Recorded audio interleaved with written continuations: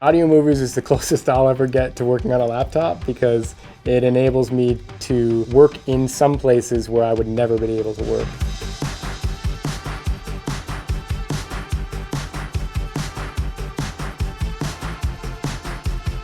I wanted to show you a couple things that I've been doing recently in a lot of my sessions. This is a project called Former Blondes, which is a band project I have with a friend of mine, Kiki Halliday.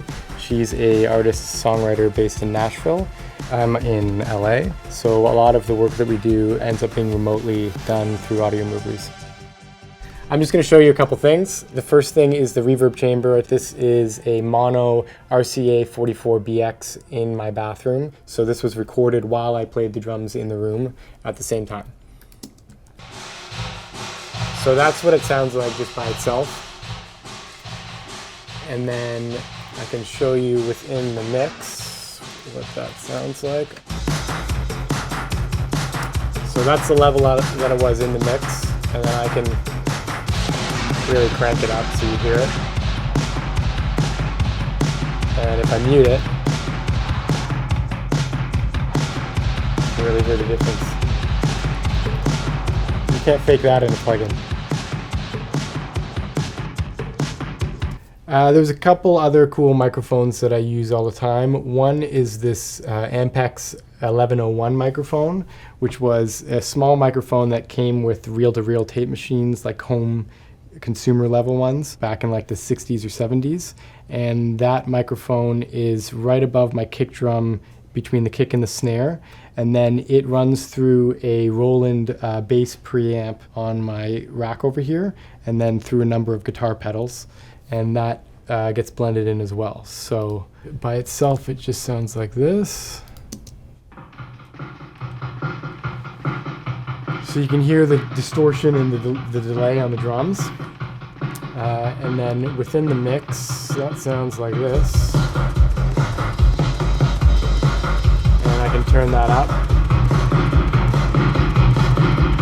So you can hear the delay it makes. And it adds a lot of feel to the song. I find it makes the drum recording sound a lot more complicated than it actually is, because there's a lot more going on, which was actually a trick that John Bonham used to use a lot for Led Zeppelin. All right, some other things I do all the time are spring reverbs on vocals. So my favorite spring reverb is this Orban 111B spring reverb. I have two of them. They were made in the 80s, and they just sound really cool. They were used on a lot of records, like Rolling in the Deep by Adele. It's on her lead vocal. I believe it was used on David Bowie's Lazarus album. And it was also extensively used by the Dap Kings on all of Amy Winehouse's stuff. It's kind of their go-to reverb. So I have that running all the time. I use it on every song that I produce. So with the vocals, it sounds like this. I can turn it up.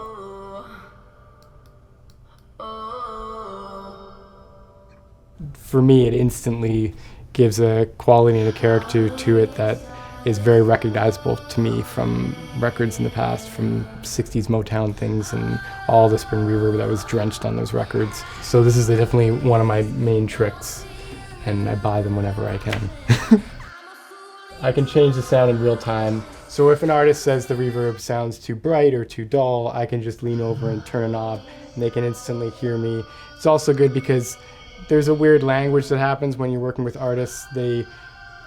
Everybody uses very abstract languages when they're talking about music, and not everybody has the same definition of, bright or warm. So sometimes it's hard to tell what an artist is talking about.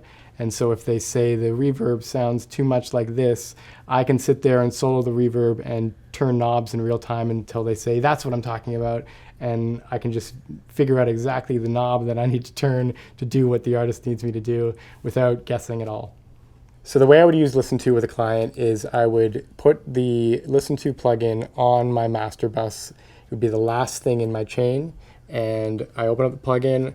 All I have to do is log in, which I'm already logged in. It creates a link, and I just hit start, copy link. And then I can just open up the chat or text them a link, and they open it up on their computer or on their phone, and we can make any changes together.